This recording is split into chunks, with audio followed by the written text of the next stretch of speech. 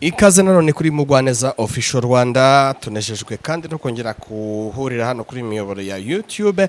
Tuguhaye ikaze kandi turakwifuriza kugubwa neza. Njya ntangira mvuga ngo iyo uramutse abari igishoro cy'ubuzima, niba ubona bitameze neza komera, niba kandi umeze neza twifatanyije nawe mu gushima Imana. Uyu munsi Imana iduhaye andi mahirwe kugira ngo twongere twumve iki tubwira. Ni nako kandi kuri mikoro ya kabiri mumenyereye ko ari Wazabi Olivier, ariko kandi kumwe na Mugwaneza Sandrine. Nawe nizera ko umeze neza. Yego meze neza. Abakunzi bacu abadukurikiye nge nabise inshuti imizi, ni babandi tubana mu bihe byose, ntago bakangwa n'amapfa cyangwa izuba, badushyigikira uko bashobojwe. Uyu munsi urababwira iki mbere yuko twinjira mu Kimana gushyize ku mutima? Nokuri ndababwira ngo bakomerere mu buntu bw'Imana no mu mbaraga zayo n'ubushobozi bwayo bwishi, kandi mbabwire ngo twese uko Imana yatuzanye mu isi iradukunda. Wowe uri mu bibazo wikwiheba ngo wumve ko Imana ikwanga cyangwa yakuretse cyangwa se yagutaye. Oya, ntabwo Imana yagutaye, ahubwo cyari cyo gihe cyagenwe, ahubwo uko umuntu abyitwaramo nabyo nibyo byiza. Umuntu agomba kubyitwaramo neza, atiheba, atava ku Mana, atinubira Imana, atayituka, atayitotombera, atayisuzugura, atayihata ibibazo byinshi, kandi akumva ko ari Imana. Iyo Imana ibonye guca bugufi kwawe mu mutima, irongera ikururuka ikakugarukaho kandi ikabana nawe. Mbwire buri muntu wese ngo rero nakomere kandi ahugukire kuba imbere y'Imana no kwegera Imana muri ibi bihe bigoye kandi by'akaga kakutwugarije cyangwa se kugarije isi muri rusange. None se sinaguha umwanya kugira ngo uhite ukomeza unatubwire ubutumwa bwiza utuzaniye kuri uyu munsi? Ego, tugiye gutangira dusenga Imana. Yego. Kugira ngo Imana itwumve kandi iduhumekeremo. Turagushimiye mu izina rya Yesu. Uri Imana izi byinshi kuri twebwe, uri Imana kandi ishoboye nanone byinshi, uri Imana itagira ikintu ihishwa, uri Imana ireba mu mitima ikayimenya kandi ikayirondora. Mu izina rya Yesu Kristo tuje twese kugira ngo twumve ijambo ryawe kandi turitega amatwi, kugira ngo Mwami Imana utwihishurire uciye mu ijambo ryawe wahumetse. Urakoze rero, tukuragije buri muntu wese uzumvira ijambo kugira ngo azanyurwe naryo kandi azafashwe naryo. Natwe tugiye kurivuga ntacyo turi cyo, turi abantu nk'abandi, kugira ngo natwe twese uhembure imitima yacu. Buri muntu wese iri jambo rizageraho, reka rizamwagure muri byose mu izina rya Yesu, amen. Yego, tugiye gusoma ijambo ry'Imana uko ryanditswe na Matayo 6, ibice byaho ni 33. Umukozi w'Imana yadusomera kugira ngo tugendane muri iri jambo. 6 umurongo wa 33. 33. Reka dusome mu izina rya Yesu Kristo ubutumwa bwiza uko bwanditswe na Matayo, ibice 6 ku murongo waho wa 33. Ijambo riratubwiye ngo ahubwo mubanze mushake ubwami bw'Imana no gukiranuka kwayo, nibwo ibyo byose muzabyongererwa. Ijambo ry'Imana ritubwiye rituje, riratubwiye ngo ahubwo mubanze mushake ubwami bw'Imana, nibwo ibyo byose muzabyongererwa. Ni ukuvuga ngo abantu benshi bahugukiye gushaka ibintu by'isi, ariko Imana iravuze ngo mbere gushaka iby'isi, suko nabyo atari byiza, ni byiza kubishaka, ariko iravuze ngo mbere ya byose banza ushake ubwami bw'Imana. Numara gushaka ubwami bw'Imana, ugakingura umutima, ukamanza ukamenya ko Imana ifitanye ubusabane nawe, iravuze ngo ibyo byose nanone urimo ushaka uzabyongererwa. Bizaza nyuma y'ubwami, banza ushake ubwami bw'Imana. Numara gushaka ubwami bw'Imana, iravuze ngo n'ibindi byose uzabyongererwa. Ariko Imana ivuganye natwe amagambo akomeye, iravuze ngo tumanze dushake ubwami bw'Imana. Aleluya. Imana ivuganye natwe, iravuze ngo muri iki gihe tugezemo tubanze dushake ubwami bw'Imana. iby'isi ni iby'isi, umuntu arabishaka akabigwiza, ariko bikazagera n'igihe nanone ukazabisiga ntimugumane. Ariko ukimara kuva muri ubwo bwami bw'isi cyangwa se muri ubwo butunzi washatse, hari ahandi hantu wowe ugomba gutegura, ugomba kuzaba mbere y'uko washatse ibyo by'isi ukabigwiza ukabisiga. None niba ubisize, hari ubundi bwamukeneye kuzajya kwicaramo, hari ubundi bwamukeneye kuzaragwa. None Imana irakongoreye, irakubwiye iciye bugufiya, irakubwiye ngo mbere y'uko ushaka ibyo byose banza ushaka ubwami bwayo. Hanyuma numara kubushaka, Imana ikabona ko ufite umutima n'inyota n'intumbero byo gushaka ubwami bwayo, iravuze ngo n'ibindi byose uzabyongererwa. Imana nidushyigikire, komeza udusomere.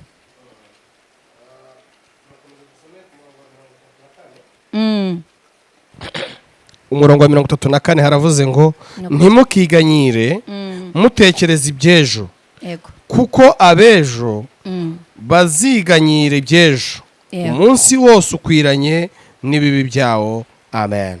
Ijambo riratubwiye ngo ntimukiganyire mwibaza ku by'ejo, kubera ko iby'ejo bikwiranye nyine n'iby'umunsi w'ejo.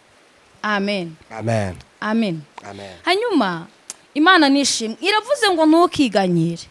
Niba waramaze gushaka ubwami bw'Imana, wikwiganyira ngo ejo nzabaho gute, ejo nzarya iki, kubera ko iby'umunsi w'ejo Imana irabizi, igomba kubipanga. Mu kubipanga rero izacisha mu mirimo y'amaboko yawe uzakora, izacisha nyine mu buhanga bwawe, mu bumenyi, uko utekereza, icishemo kugira neza kwayo, icishemo nyine imirimo yayo itangaje mu byo ukora, mu byo uzahagurukira. Ariko yavuze ngo nanone mbere yo kubishaka banza ushake ubwami bw'Imana. Hanyuma irangira avuze ngo ntukiganyire ku by'ejo. Ongera dusubiremo uwo murongo. Mirongo 34 niwo twari tumaze gusoma. Reka musubiremo. 34 haravuze ngo ntimukiganyire mutekereza iby'ejo, kuko abejo baziganyira iby'ejo, umunsi wose ukwiranye n'ibibi byawo. Ijambo riravuze ngo umunsi wose ukwiranye n'ibibi byawo. Ariko nanone riratubwiye ngo ntimukiganyire mwibaza ku by'ejo, kuko iby'ejo n'ubundi bikwiranye nanone n'iby'abejo. Ni ukuvuga ngo naho wakwiganyira ku by'ejo, ejo n'ubundi nihagera uziganyira. Ariko ijambo ryatubwiye ngo tubanze dushake ubwami bw'Imana no gukiranuka kwayo, ngo ibindi byose bisigaye tuzabyongererwa. Nasomye ijambo rirambwira ngo ubw'Imana yaduhaye umwana wayo, yego, ngo izabura ite kumuduhana n'ibindi byose. Wowe nushaka ubwami bw'Imana birashoboka, yego, n'ibindi bizazira muri we, kubera ko uzaba wamwizeye ufite intumbero, n'ibindi bizashibuka. Hanyuma wihuse nudusomere muri Yesaya 50 umurongo waho, niyo wahera ku wa mbere. Yego, reka dusomeye Yesaya 50. Dusome duhereye ku murongo waho wa mbere. Abadukurikiye bafite Bibiliya namwe mushobora kurambura mugasoma ntacyo bitwaye. Yego. Yesaya 50 umutwe w'amagambo uravuga ngo ibihanura imibabaro y'umugaragu w'Uwiteka. Murongo wa mbere haravuze ngo Uwiteka arambaza ati urwandiko rwo gusenda nyoko namusendesheje rurihe? Yego. Cyangwa se mubo mbereyemo umwenda uwo nabahayeho ubwishyu ninde? Dore mwaguzwe muzize ibyaha byanyu, kandi ibicumuro byanyu nibyo byasendesheje nyoko. Ijambo ry'Uwiteka rivuganye natwe amagambo akomeye. Ratubwiye ngo urwandiko nabahaye rwo gusenda nyoko ruri hehe? Hanyuma rirangije riratubwiye ngo ibicumuro byacu nibyo byatumye mama asendwa. Ibicumuro byawe nibyo byatumye nyoko asendwa. Nyoko, Imana nidushyigikire, komeza dusomere hepfo. Kabiri haravuze ngo ubwo nazaga niki cyatumye ntagira uwo masanga? Nahamagara hakabura unyitaba. Ijambo riratubwiye ngo ubwo Uwiteka yazaga niki cyatumye atagira uwahasanga, yanahamagara ntihagire umuntu ugira gute umwitaba. Impamvu nawe yahasanze nyine ni uko uwo yari kuhasanga yarasenzwe, kandi ikintu cyatumye asendwa ni ibyaha byacu. None araza yahamagara ntihagire umuntu n'umwe agira gute ahasanga. Ariko imibabaro n'intimba nibyo byatumye uru rwandiko igo rwari kuduhesha amahoro, nirwo rwatumye tugira gute. Uru rwandiko rwasendesheje mama, aratubajije ngo ruri hehe. None ubwo yazaga uwo yari kuhasanga kubera ibyaha twakoze yigo yarasenzwe. None Imana iraza igasanga nta muntu uhari, yanahamagara ntihagire umuntu witaba kubera ko nyine nta muntu uhari. Imana nidushyigikire, Imana itugenderere turwanirire, kubera yuko umubabaro niwo utuma umuntu asendwa hamwe n'ibyaha. Imana rero itubabarire, duciye bugufi kubw'ibyaha twakoze byatumye dusendwa ndetse bigasendesha na mama. Ego Imana itugarukeho. Komeza usome hepfo. Hepfo aravuze ngo mbese ukuboko kwanjye kuraheze byatuma kutabasha gucungura. None Imana iravuze ngo ukuboko kwayo kuraheze byatuma Imana itabasha gucungura. Yego, kuki turimo tujya mu byaha tugaheranwa nabyo, hanyuma ibyaha byarangiza bikadusendesha. Imana yaza kutureba ntigire umuntu n'umwe ihasanga, yahamagara ntihagire umuntu witaba. None iratubajije ngo ukuboko k'Uwiteka kwaraheze byatuma itabasha gucungura. Ntabwo ukuboko k'Uwiteka kwaheze ku buryo byatuma itabasha kuducungura, ahubwo ibyaha byacu nibyo bitumye ukuboko k'Uwiteka guhera kuri twebwe. Niyo mpamvu twese nk'isi yose dukwiye guca bugufi, abantu bose bumva ijambo ry'Ikinyarwanda bagaca bugufi bakavuga ngo Mana tubabarire kubw'urwandiko rwasendesheje umubyeyi wacu rw'ibyaha byaturegaga, none ukabuza ntugire umuntu uhasanga. Mana nidushyigikire kugira ngo Imana niduhamagara ijye isanga duhari, nihamagara tujye twitaba. Ariko ukuboko k'Uwiteka ntabwo kwaheze byatuma kutabasha gucungura. Natwe twinginze Imana kugira ngo iducungure kubw'ubuntu bwayo. Hepfo aravuze ngo cyangwa se nta mbaraga mfite zakiza. Uwiteka aravuze ngo cyangwa se mubonye nta mbaraga afite zakiza. Ariko ni ukuri Uwiteka afite imbaraga zakiza, twarabibonye. Ntabwo twabonye ko nta mbaraga afite, ahubwo twabonye ko afite imbaraga zikiza, afite imbaraga zirema, afite imbaraga zihagurutsa abantu bari baraheze mu mwijima, afite imbaraga zihagurutsa abantu muri karande, afite imbaraga zihagurutsa abantu mu icuraburindi ry'ubugome bakongera bagatunga umutima mwiza kandi w'imbabazi, kubera ko Uwiteka afite imbaraga zo gukiza kandi aracyakiza ibikomere muri twebwe, aracyakiza abantu bafite ibikomere, aracyakiza abantu bafite imvune z'umutima, aracyakiza aba bantu bose baheranwe n'umubabaro, kubera ko ukuboko kwe kuracyakiza. Ntabwo ukuboko kwe kwaheze ngo kunanirwe gukiza, kandi afite imbaraga zo kudukiza muri ibyo byose, akadusayura akaduhagurutsa, kubera ko nicyo cyamuzanye, nizo mbabazi yatugiriye ajya gutanga umwana we, nizo mbabazi. Yego. Hepfo aravuze ngo dore ncyashya inyanja irakama, aho imigezi yari iri mpahindura ubutayu, amafi yari arimo aranuka agwa umwuma kuko nta mazi ahari. Ijambo ry'Uwiteka riravuze ngo dore icyashya inyanja irakama, amafi yari arimo aranuka ngo ndetse agwa umwuma, ngo kubera ko imigezi yari ihari igize ubutayu, nta mazi arimo, nicyo kibiteye. Ariko Imana igira inyanja icyaha ku buzima bwawe, yari guteye umwuma, yari guteye gusuhererwa, gusubira inyuma, kumva ko nta Mana iriho, kumva ko ukuboko k'Uwiteka kudakora. Oya, Imana icyahe iyo nyanja yatuma ugira umutima utekereza yuko ukuboko k'Uwiteka kwaheze. Ntabwo ukuboko k'Uwiteka kwaheze, ukuboko k'Uwiteka kuracyahari, kuracyakora imirimo n'ibitangaza. Rero ndakwifuriza ngo Imana icyahe buri nyanja yose iri ku buzima bwawe mu izina rya Yesu. Yego, komeza dusomere. Reka dusome umurongo waho wa gatatu. Haravuze ngo nambika ijuru kwirabura,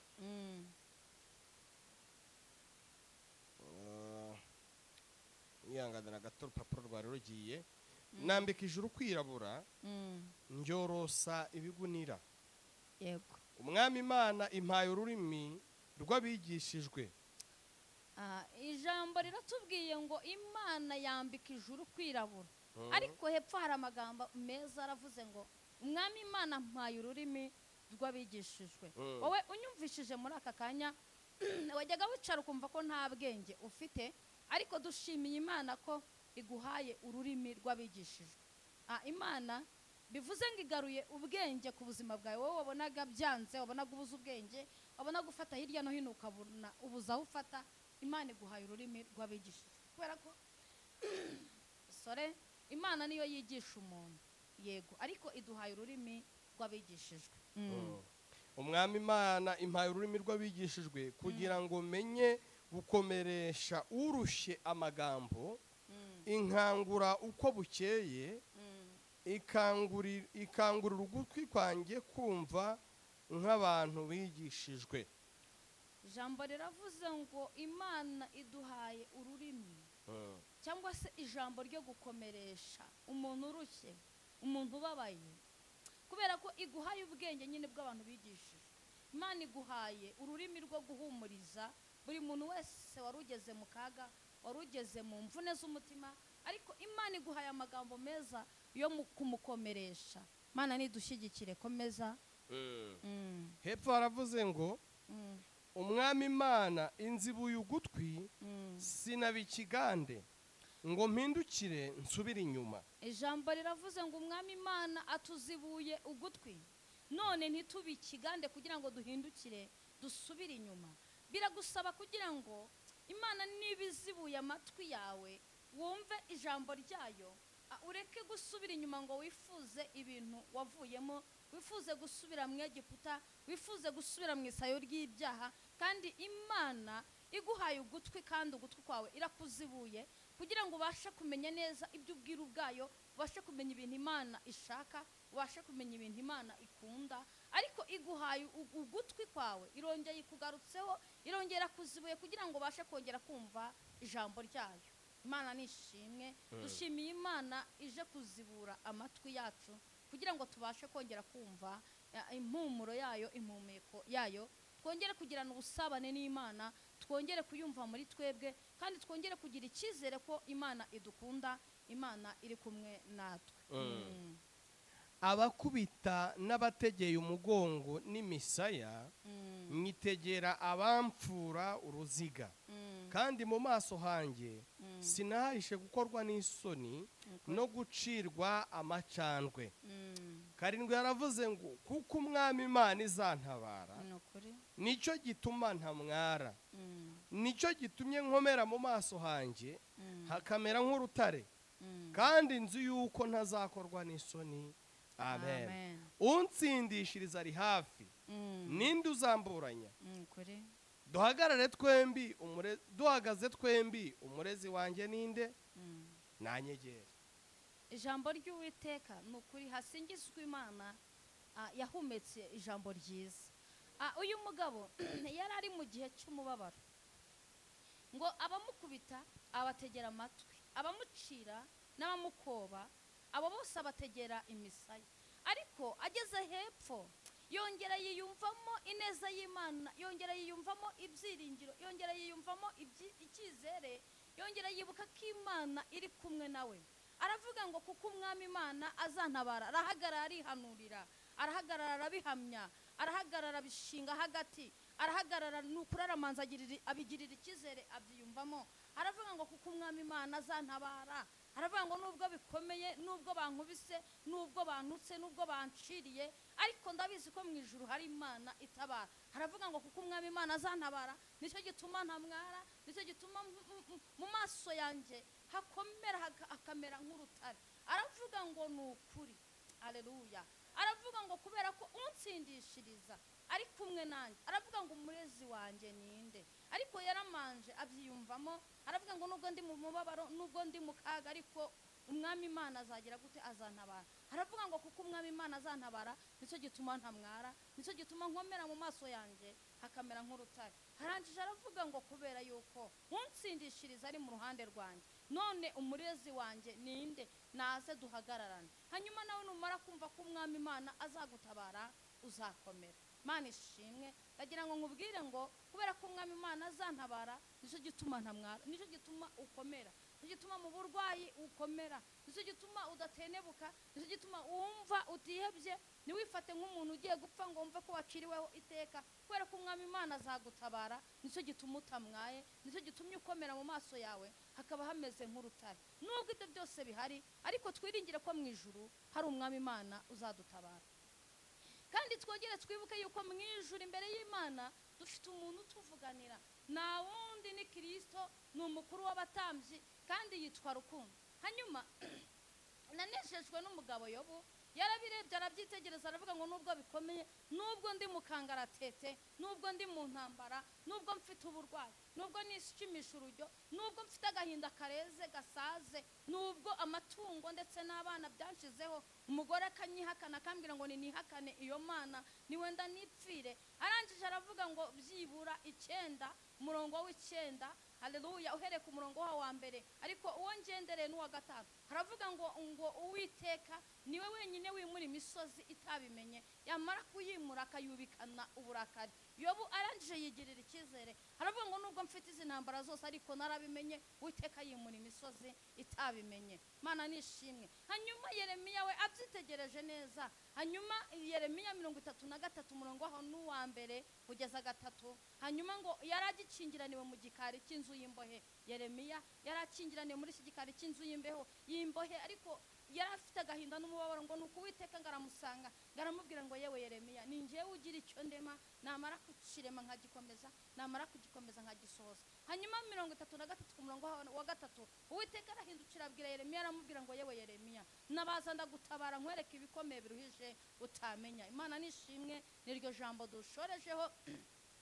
Wowe uri mu bibazo, uri mu ntambara, uri mu madeni, uri mu rusaku, wanzwe n'imiryango, baragutereranye, abantu baragukoba ku musozi ahantu utuye, ahantu herereye, abantu bakugize iciro ry'imigani, byarakomeye. Ariko ndagira ngo ubwire ngo icyo ni cyangiro cya Satani, ni igisebo Satani arimo gushyiraho kugira ngo wange Imana, wange umurimo w'Imana uwivumburire. Ariko ndagira ngo nkubwire ngo ijambo Yesaya yavuze 50 umurongo wa 7 haravuze ngo kuko umwami Imana azantabara, nicyo gituma ntamwara, nicyo gituma nkomera mu maso yanjye hakamera nk'urutare, kubera kunsindishiriza ari hafi. Uwiteka rero niwe udutsindishiriza, kandi nagira ngo nkwibutse ko mu ijuru imbere y'Imana umuvugizi uri utuvuganira nta wundi ni Kristo. Aleluya, Imana nishimwe. Nawe ndagira ngo umwisunge kugira ngo nawe akuvuganire, kandi nkubwire ngo nukuri humura komera, ntabwo uzamwara, ntabwo uzakorwa n'isoni. Nubwo uburwayi buhagurutse, nubwo uri mu bitaro, ugenda uva mu bitaro wongera usubiramo, usubira kwa muganga wongera usubirayo,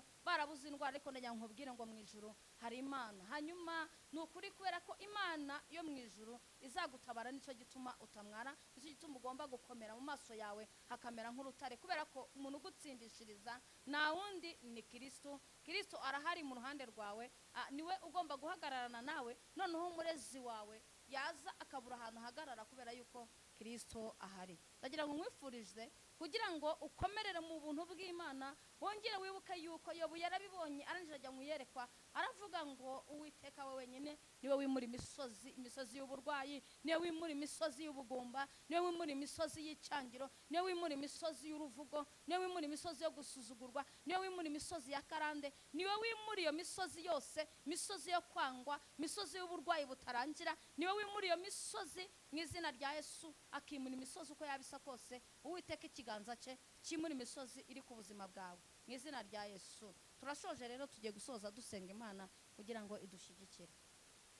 Turaguhamagaye mu izina rya Yesu Kristo. Twamenye neza ko wowe wenyine ari wowe muri imisozi ku buzima bw'abantu bose bazadutega amatwi, bazategera amatwi ijambo ryawe. Wimure imisozi ibugarije, buri muntu wese wimure umusozi umuvuna, umusozi w'intambara, umusozi w'amatiku, umusozi wo gutererwanwa, umusozi w'ubukode, umusozi wo kuburaho umuntu afatwa, umusozi wo kujya mu kazi ejo bamusezere nta mpamvu. Iyi misozi yose uyimure, imisozi yo kudepoza byanga, iyi misozi uyimure ku buzima bw'abana bawe mu izina rya Yesu Kristo. Kandi ijambo ryawe riratubwiye ngo kuko umwami Imana azantabara, nicyo gituma ntamwara, nicyo gituma nkomera mu maso yanjye hakamera nk'urutare. Ndagira ngo buri muntu wese umuhe gukomera mu maso ye hamere nk'urutare mu izina rya Yesu Kristo. Buri muntu wese wari ufite intambara, wari ufite intugunda muri we, kugira ngo uzuzimure uzice, wimure imisozi y'uburwayi, wimure buri misozi yari yose mu izina rya Yesu Kristo, kandi uzibura amatwi yacu abashe kumva, kandi ikiganza cyawe